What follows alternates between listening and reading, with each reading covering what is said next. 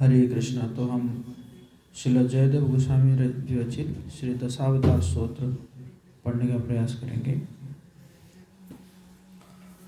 प्रलय पयोधि जले धृतवनासि वेदं विहित बहित्र चरित्रमखेदम् केशवधृत मीन शरीर जय जगदीश हरे जय जगदीश हरे जय जगदीश हरे। प्रलय पयोधि जले धृतवानसि वेदम् विहित बहित्र चरित्रमखेदम् केशवधृत मीन शरीर जय जगदीश हरे जय जगदीश हरे जय जगदीश हरे। क्षितिरिह विपुलतरे तिष्ठति तव पृष्ठे धरणि धरणकीर्ण चक्रगरिष्ठे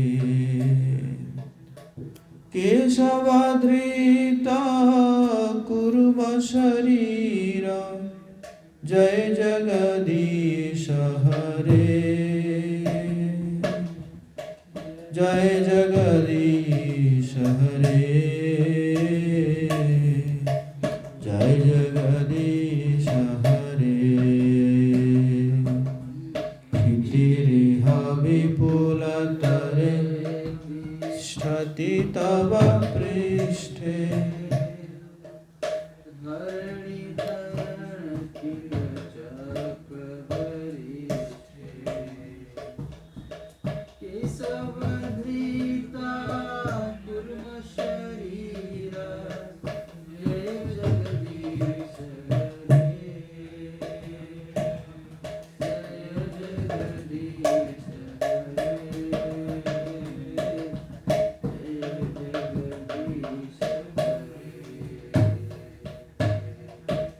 जय जगदीश हरे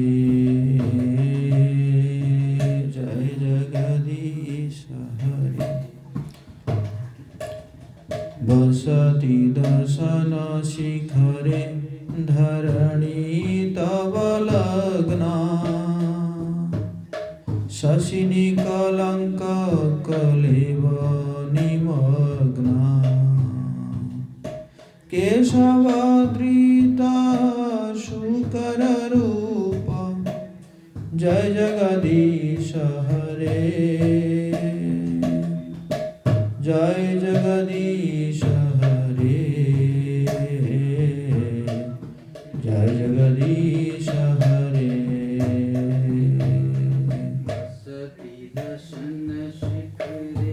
धरणी तव लग्ना शशिनि कलंक कलेव निमग्ना केशवधृत शुकर रूप जय जगदीश हरे जय जगदीश हरे जय जगदीश हरे। तव कर कमल भरे नखमद्भुत शृंगम् दलित हिरण्यकशिपुतनुभृङ्गम् केशवधृत नरहरिरूप जय जगदीश हरे जय जगदीश हरे जय जगदीश हरे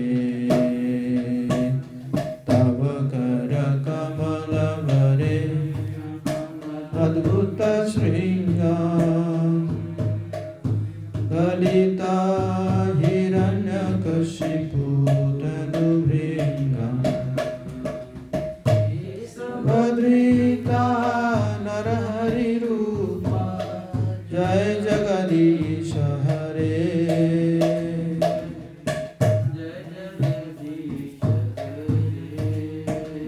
जय जगदीश हरे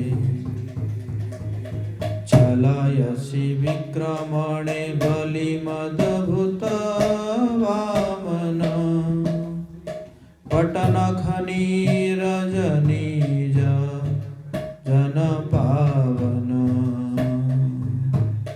केशवधृत वामन रूप जय जगदीश हरे जय जगदीश हरे जय जगदीश हरे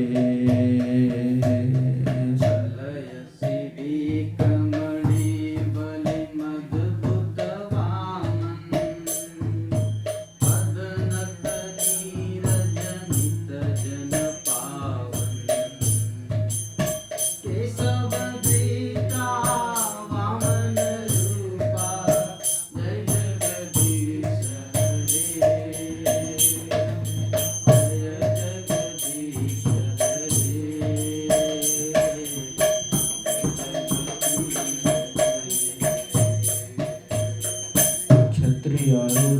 क्षत्रियारुधाधिरमय जगत पगत्पापम्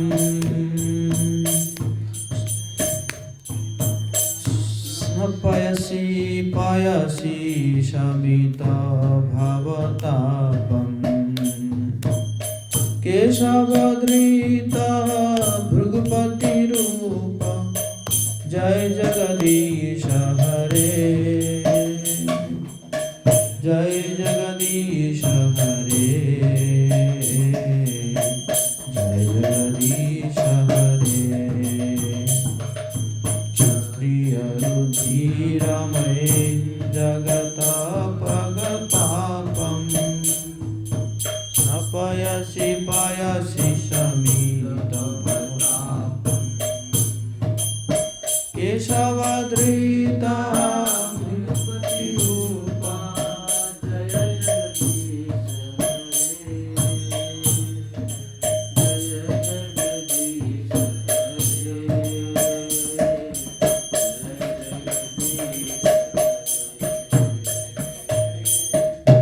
जगदीश हरे जय जगदीश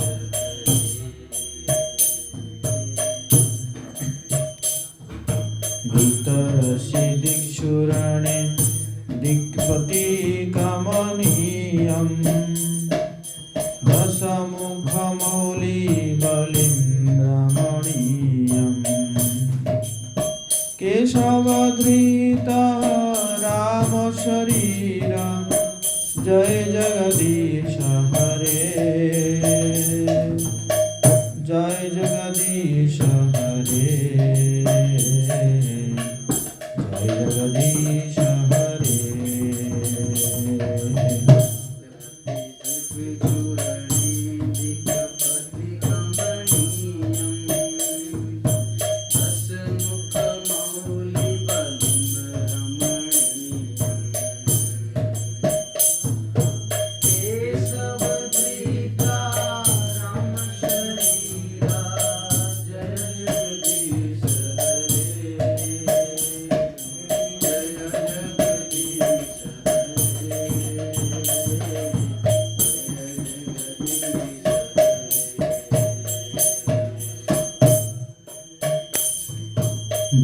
शिवपुषि विषदेवसनं जलदाभं हलहति भीतिमिलित यमुनाभम् केशवधृत हलधर रूप जय जगदीश हरे जय जगदीश हरे जगदीश हरे शिवपुषि विषदेवसनं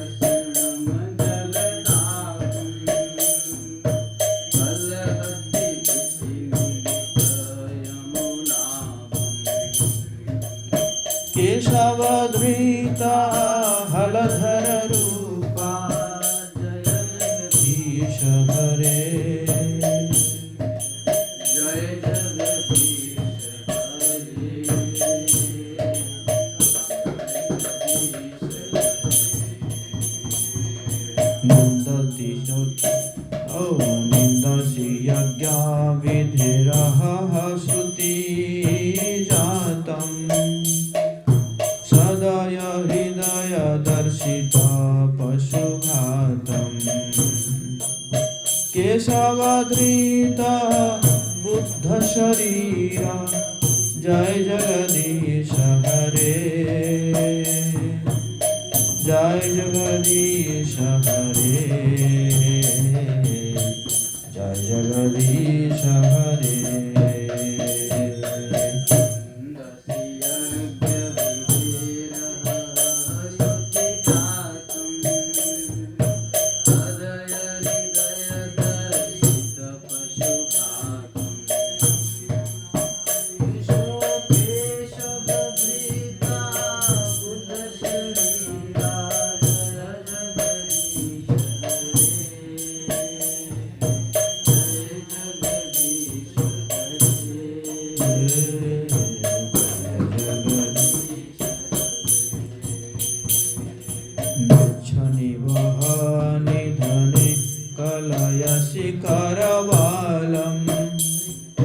धूमकेतुमिव किमपि करालम् केशवधृतः कल्पिशरीर जय जगदीश हरे जय जगदीश हरे जय जगदीश हरे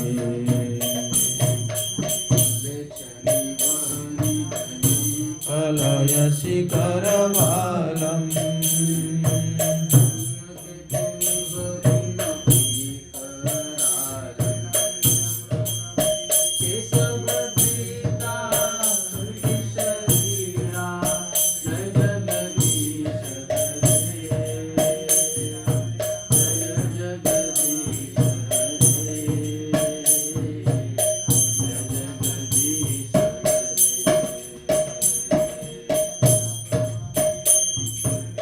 श्रीजयदेव कविधिरिदमुदितमुदारम् शृणु सुखदं शुभदं भवसारम् केशवधृत दशविधरूप जय जगदीश हरे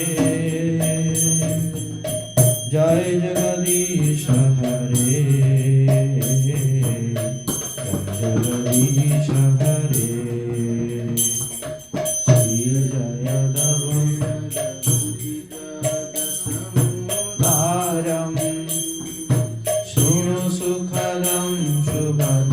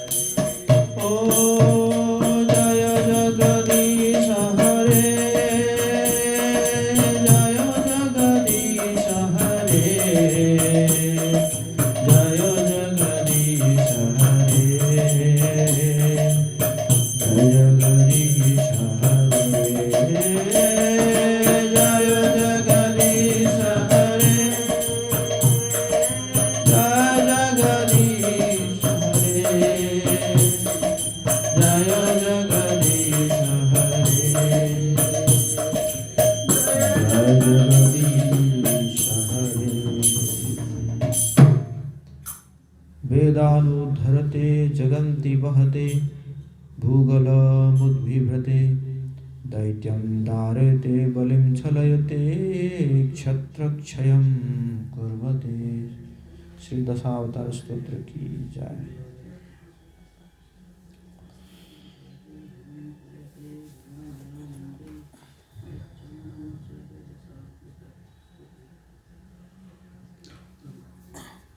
ओम ज्ञानतिमिरान्धस्य ज्ञानाञ्जनशलाकया चक्षुरुन्मिलितं येन तस्मै श्रीगुरवे नमः। श्रीचैतन्यमनोभीष्टं स्थापितं येन भूतले स्वयं रूप कदा मह्यं ददाति स्वपदान्तिकं। वन्दे श्रीगुरो श्रीयुतपदकमलं श्रीगुरून् वैष्णवांश्च श्रीरूपं साग्रजातं सगणरघुनाथान्वितं तं सजीवं साद्वैतं सावधूतं परिजनसहितं कृष्णचैतन्यदेवं श्रीराधा कृष्णपादान् सगणललिता श्रीविशाखान्वितांश्च हे कृष्णा करुणा सिन्धु दीनबन्धु जगत्पते गोपेश गोपिका कांत राधाकांत नमोस्तुते तप्त कांचन गौरांगी राधे वृंदावनेश्वरी वृषभानुसुते देवी प्रणमामि हरिप्रिये वाञ्छाकल्पतरुभ्यश्च कृपा सिन्धुभ्येव च पतितानां पावनेभ्यो वैष्णवेभ्यो नमो नमः। जय श्री कृष्ण चैतन्य प्रभु नित्यानंद श्री अद्वैत गदाधर श्रीवासादि गौर भक्तवृंद हरे कृष्णा कृष्णा कृष्णा हरे हरे हरे राम राम राम हरे हरे। नमो ओम विष्णुपादाय कृष्ण पृष्ठाय भूतले श्रीमते भक्तिवेदांत स्वामिनिति नामिने नमस्ते सारस्वती देवे गौरवाणी प्रचारिणे निर्विशेष शून्यवादी पाश्चात्य देशतारिणे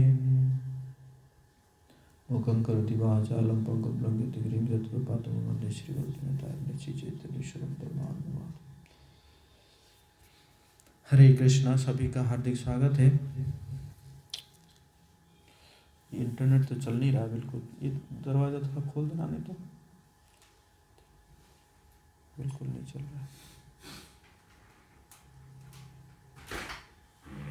बस थोड़ा सा खोल दो, हो सकता है कि नेटवर्क नहीं आ रहा हो।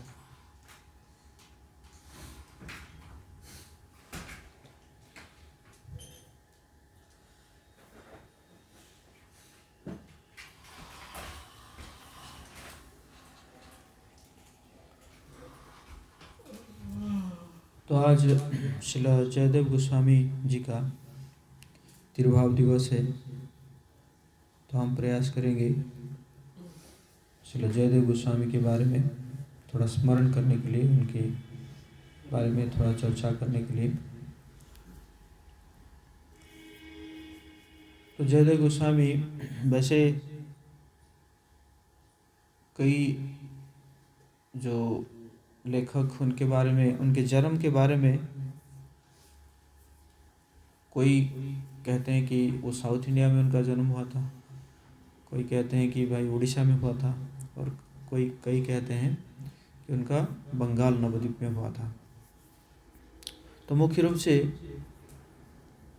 श्रील भक्ति विनोद ठाकुर नवद्वीप धाम महात्म्य में कहते हैं कि जो लक्ष्मण सेन है वहाँ पे राजा थे, और नवद्वीप में, तो उन्होंने जब दशावतार स्तोत्र सुने जो जयदेव गोस्वामी के द्वारा रचित, तो बहुत वो प्रभावित हुए और वो गए मिलने के लिए। ऐसे जो एक छद्मवेश में गए मिलने के लिए, उनको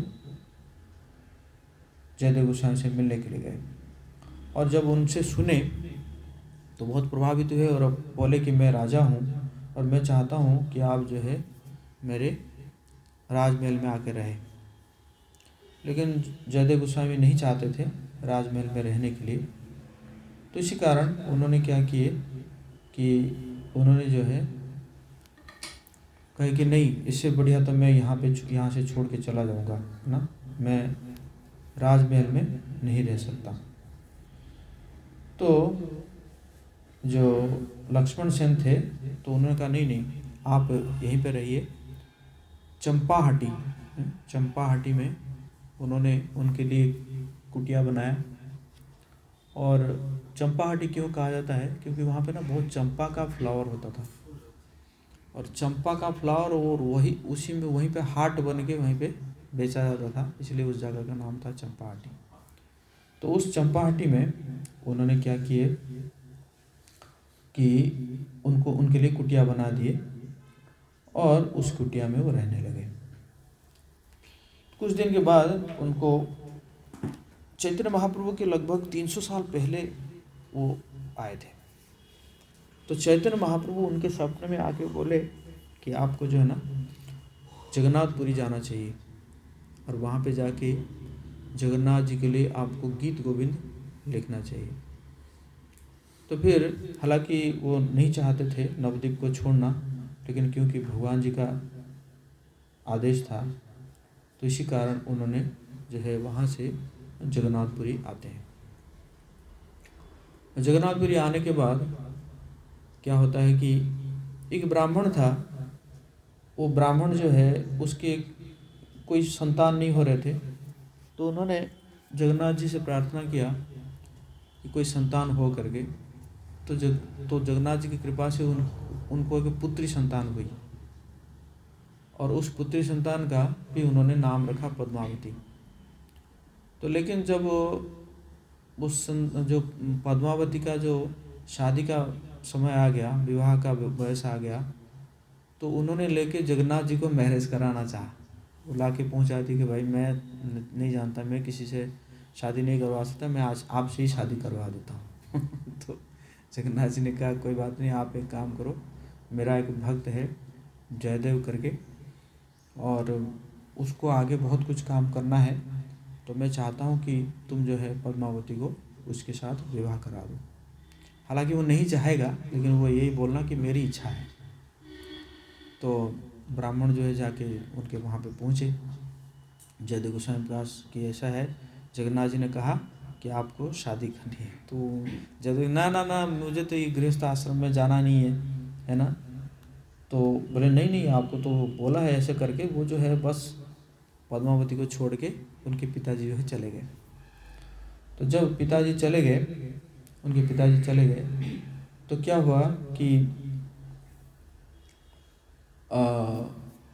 तो पद्मावती को फिर जयदेव गोस्वामी पूछे कि तुम बोलो कहाँ तुम जाना चाहोगे, तो मैं उसी जगह में छोड़ दूंगा तुम्हें। बोले देखो जगन्नाथ जी ने कहा है और मेरे पिताजी भी आपके पास छोड़ गए हैं, अब तो मैं आपको पति मानती हूँ और मुझे बस आपके चरणों में, अगर आप नहीं मुझे एक्सेप्ट करोगे तो मैं आपके चरणों में ही क्या करूँगी, अपना जो है दे दूँगी, है ना, मतलब प्राण त्याग दूँगी। तो फिर जो है जयदेव गोस्वामी जो है ना चाहते हुए भी गृहस्थ आश्रम में प्रवेश किए। तो जब जयदेव गोस्वामी गीत गोविंद लिखना शुरू किए तो गीत गोविंद जो है बहुत ही सुंदर, मतलब राधा श्याम सुंदर का काफ़ी उसमें अंतरंग पास टाइम है। आप अपना विराज वाईफाई ऑन करना, हॉटस्पॉट बिल्कुल आ नहीं रहा है। नहीं हॉटस्पॉट, आपका हॉटस्पॉट, वाईफाई तो बिल्कुल नहीं ले रहा है।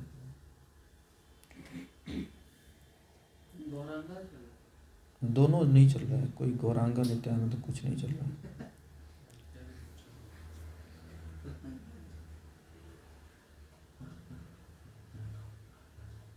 तो क्या हुआ कि गीत गोविंद लिख रहे थे और तो गीत गोविंद में बहुत ही अंतरंग पास टाइम है उसमें। तो करते करते एक बार उनके मन में आया कि भगवान कृष्ण जो है श्रीमती राधा रानी के चरणों में ऐसे हाथ लगा के अपने माथे पर लगा रहे हैं।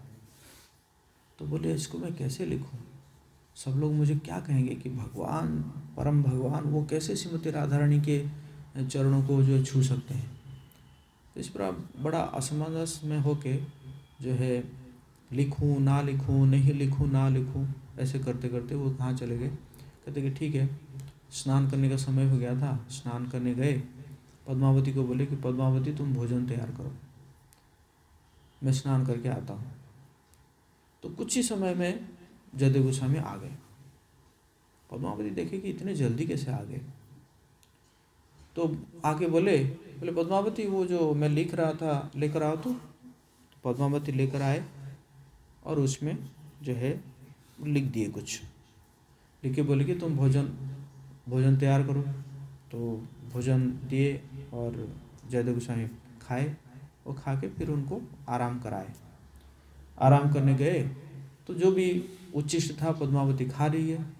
खाते खाते देखिए फिर जयदेव गोस्वामी आ रहे हैं स्नान करके। बोले आप, जयदेव गोस्वामी भी देख रहे हैं कि आज पहली बार ऐसा कैसे हुआ कि मुझे भोजन दिए बगैर ये खा रही है। तो कि जो है बोले पद्मावती तुम्हें भूख लगी थी क्या? ज़्यादा भूख लगी थी? नहीं नहीं, आप तो अभी आए खाए। नहीं नहीं, मैं तो अभी आ रहा हूँ। नहीं, आप आए, आप पहले उसमें लिखे, कुछ लिखे, लिखने के बाद फिर भोजन किए, फिर आज शयन करने गए। आओ मैं दिखाती हूँ। तो आप वहाँ पे जाएंगे तो वहाँ पे कोई था नहीं। अच्छा, जयदेव गोस्वामी बोले कि क्या लिखा हुआ है, लेके आओ। तो लाए, तो जो भी जयदेव गोस्वामी नहीं चाहते थे, मतलब नहीं लिख पा रहे थे, तो वो लिखा हुआ है देहि पद पल्लवम मुदारम। तो फिर वो समझ गए जयदेव गोस्वामी कि भगवान खुद आके लिखे हैं। तो बहुत जो है पद्मावती को बोले कि तुम बहुत भाग्यशाली हो, भगवान जो है आए और है ना तुम्हारे तुमसे सेवा लिए। तो इसी प्रकार जो है जयदेव गोस्वामी जो है ये गीत गोविंद लिखा गया। और ये गीत गोविंद जगन्नाथ जी को प्रिय है, वो कैसे पता चला? कि एक बार एक लड़की क्या कर रही थी कि बैगन की खेती में, मतलब वो रोज गाती है, गीत गोविंद गा रही थी बैगन की खेती में। और जगन्नाथ जी जो है वो दौड़ मतलब आ जाते थे वहाँ पे और आके जो है सुन के जाते थे, गीत गोविंद सुन के जाते थे। तो एक दिन क्या हुआ कि देखा गया कि जगन्नाथ जी का जो अंग वस्त्र है नहीं, है ना, तो अंग वस्त्र नहीं है। तो फिर ढूंढा गया तो जाके वो बैगन की खेती में मिला अंग वस्त्र। तो क्या है, मतलब फिर जब राजा को पता चला, राजा ने कहा कि ये सेवा ठीक नहीं हो रहा है, तो पुजारी डर गए कि राजा तो दंड देंगे। तो रात को जो है जगन्नाथ जी सपने में आए राजा को, और सपने आके बोले कि ऐसा है, मुझे गीत गोविंद बहुत प्रिय है, और वहाँ पे जो लड़की है वो गीत गोविंद गाती है, तो मैं दौड़ दौड़ के चला जाता हूँ बात सुनने के लिए। तो भगवान राजा क्या किए कि उस है ना पालकी भेजकर उस लड़की को लेकर आए, और लेकर आके बोले कि तुम्हें अब बैगन की खेती में नहीं गाना पड़ेगा, तुम्हें तो यहीं से भगवान के सामने गाना पड़ेगा। तो फिर वो भगवान के सामने वो गाने लगी, गीत गोविंद गाने लगी। और वो जो है प्रथा बन गया जिसको देवदासी कहते हैं, है ना। वो जो लड़की थी, उस लड़की के जो भी वंशज आए वो अभी भी क्या कर रहे हैं, गीत गोविंद वहाँ पे जगन्नाथ जी के सामने गा रहे हैं। तो इस प्रकार जो है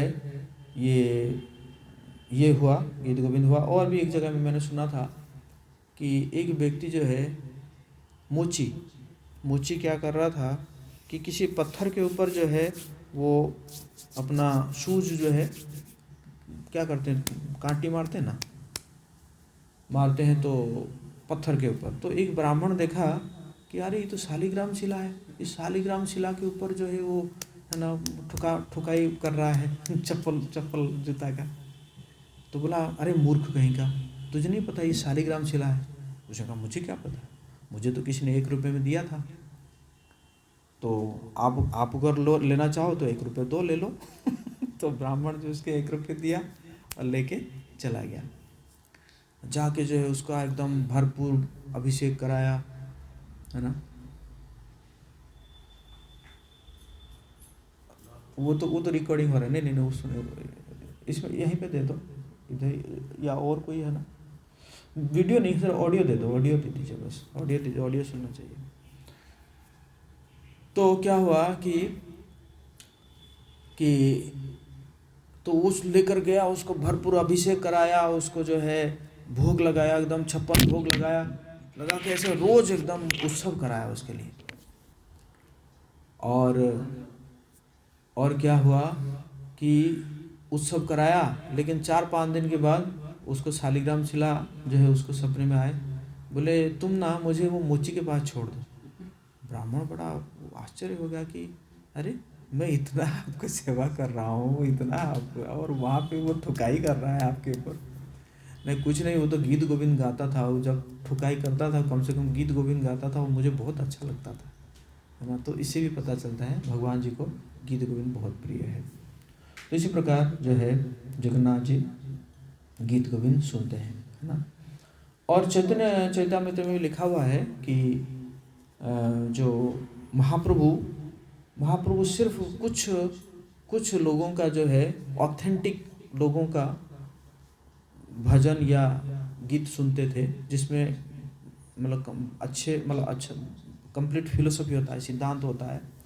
तो उसमें चंडीदास और विद्यापति और गीत गोविंद, कर्णामृत, ये सब जो है क्या सुनते थे, महाप्रभु इसको सुनते थे, है ना। तो इससे भी पता चलता है कि गीत गोविंद जो है चैतन्य महाप्रभु को भी बहुत प्रिय है। तो जीव गोस्वामी के जो फेवरेट विग्रह था वो था राधा माधव। जैसे कहते हैं कि एक अजय नदी है नवद्वीप में, उस अजय नदी में उनको प्राप्त हुआ था वो राधा माधव विग्रह। और वो राधा माधव विग्रह जो है क्या हुआ कि उनकी सेवा के लिए उनको एक बहुत अच्छा मतलब उत्सव बनाने के लिए जयदेव गोस्वामी गए थे भिक्षा करने के लिए। तो भिक्षा करने के लिए गए, तो भिक्षा करके आते आते उनको क्या हुआ, उनको जो है ना कुछ चोर ने पकड़ लिए और उनका सारा चीज़ तो छीन लिए, और छीन के उनको क्या किए, उनके पैर हाथ को काट कर उनको के कुएं में ढकेल दिए। और जयदेव गोस्वामी उस कुएं में गिर गए, और गिरने के बाद जयदेव गोस्वामी देखे कि वहाँ पे एक पत्थर पड़ा हुआ है। तो जयदेव गोस्वामी कहते हैं भगवान कितने कृपालु हैं, देखिए मेरे जैसे पापी व्यक्ति के लिए भी इस कुआं में एक आसन रखे हैं, कम से कम मैं बैठ सकूं, है ना। तो वहाँ पे बैठ के जयदेव गोस्वामी जो है भगवान का नाम उच्च स्वर में लेते थे।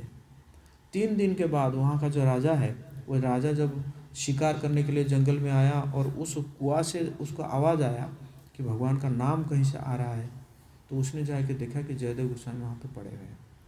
तो उनको राजा ने उठाया और जाके बहुत अच्छा ट्रीटमेंट किया, और फिर जो है पद्मावती को भी बुलाए, पद्मावती भी आई उस राज परिवार में।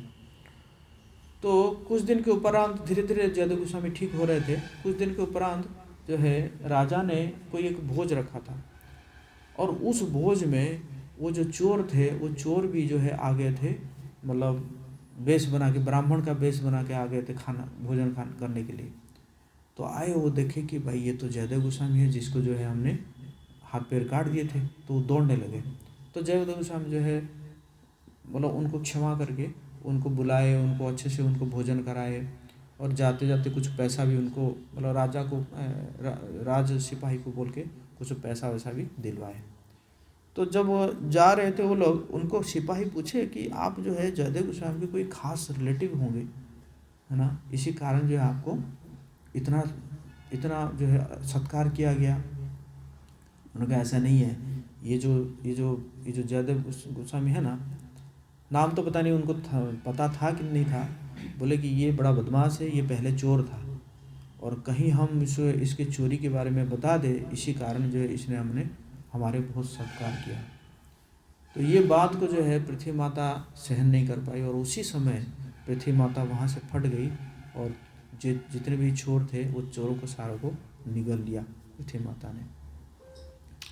तो वो जो सिपाही जो है समझ गए कि ये जो है बहुत मतलब गलत बोले थे। तो इसी प्रकार जो है जयदेव गोस्वामी फिर, और उसके बाद फिर जयदेव गोस्वामी जो है वो भी भगवान की कृपा से ठीक हो गए एक बार। और भगवान जो है कई बार क्या करते थे कि जयदेव गोस्वामी को जो है उनको बहुत सहायता करते थे सेवा में। एक बार क्या हुआ, क्या आप जानते हैं, जैसे जो कुटिया होता है ना, कुटिया के ऊपर पुहाल होता है ना, पुहाल का जो होता है, तो उसमें जो क्या बोलते हैं उसको, जो बांधा जाता है, और उस बांध के जो वो खोला जाता है, एक एक जो भी है। तो जयदेव गोस्वामी ऊपर है, और उनको लग रहा है कि शायद पद्मावती दे रही है उनको, मतलब खोल खोल के। तो उन्होंने लेके एकदम बढ़िया सब बना रहे हैं ऊपर, है ना, और बांध रहे हैं, और करते करते फिर जब नीचे आए देखे कि कोई है ही नहीं। जाके पद्मावती को पूछे कि तुम मुझे सहायता कर रही थी क्या? नहीं नहीं, मैं तो नहीं, मैं तो यहाँ पे तो कुकिंग में बिजी हूँ। तो फिर जो है वो जब जाके देखे कि राधा माधव का विग्रह देखे, तो माधव का हाथ जो है वो काला पड़ा था, है ना, क्योंकि वो जो उसको बांधते हैं ना तो उसमें से कुछ काला काला निकलता है ना, तो जो है उनका हाथ जो है काला था, और उन विग्रह जो पूरा डस्ट में भरा हुआ था। तो समझ गए कि ये क्या है, कि राधा माधव जो है उनको हेल्प कर रहे थे। तो इसी प्रकार है। एक बार क्या हुआ, जो पद्मावती एक बार क्या हुआ कि राजा के ये रानी के कोई एक जो भाई जो है वो मर गया। जब मर गया तो रानी बहुत दुखी थी कि उसकी जो भाभी है, वो भाभी को क्या करना पड़ेगा, अग्नि में प्रवेश करना पड़ेगा। तो पद्मावती ने ऐसे कह दी कि ऐसे तो जब पति मर जाता है तो पत्नी तो उसी क्षण मर जाती है, ऐसे पद्मावती ने कह दिया। तो रानी को ये बात लग गया कि रानी ने कहा अच्छा। तो रानी जो है परीक्षा करना चाहा। तो कुछ दिन के उपरांत रानी जो है पद्मावती को बोली कि जयदेव गोस्वामी की मृत्यु हो गई। जैसे ही बोली, पद्मावती तुरंत वहीं पे गिर पड़ी, और मतलब जैसे लगा कि पद्मावती की मृत्यु हो गई। तो रानी जो है रोने लगी, राजा को बोली। तो राजा जो है आए, देखे कि सही में ऐसा हुआ है। फिर राजा जो है जाके जयदेव गोस्वामी को बुला के लाए, और जयदेव गोस्वामी आए और देखे। फिर देख के जब जैसे ही उसके कान में भगवान कृष्ण का नाम लिए, तब जो है क्या हुआ, फिर पद्मावती उठ गई। तो इस प्रकार जो है पद्मावती की जो सतीत्व है उसका परीक्षा हुआ। उसके बाद जो है जयदेव गोस्वामी फिर वृंदावन गए, और वृंदावन में उन्होंने जो है केशी घाट के निकट में वो अपना जो विग्रह है, उस विग्रह की उनको सेवा कर रहे थे, और वहीं पे भी गीत गोविंद भी गा रहे थे विग्रह के लिए। और कुछ कहते हैं कि उनका जो गांव है केंदुबिल्वा, उस गांव में वो फिर वापस आए थे, और वापस आके वहाँ पे जो है उन्होंने अंतिम समय बिताए थे। और एक दिन क्या हुआ कि गंगा जी में रोज जाते थे स्नान करने के लिए, कि एक दिन जो है क्या हुआ कि वो गंगा जी में जा नहीं पाए स्नान करने के लिए। तो उस दिन जो है गंगा जी, कहते हैं कि गंगा जी जो है वो खुद जो है आ गई कहाँ पे, केंदुबिल्वा गांव में, और वहाँ पे आके जो है प्रकट होगी ताकि वो जो है वो स्नान कर सके। तो इस प्रकार वहाँ पे भी जो है ना गंगा जी का वो धारा है केंदुबिल्वा में। तो इसी प्रकार जो है जयदेव गोस्वामी उन्होंने अप्रकट हुए। आज के दिन जो है उन्होंने अप्रकट हुए, और फिर उनका जो समाधि है वहाँ पे जो वृंदावन में जो 64 समाधि है, उस 64 समाधि में उनका समाधि है। श्रील जयदेव गोस्वामी तिरुभाव दिवस की जय, जयदेव गोस्वामी की जय, गीत गोविंद की जय, जगत गुरु श्रील प्रभुपाद की जय।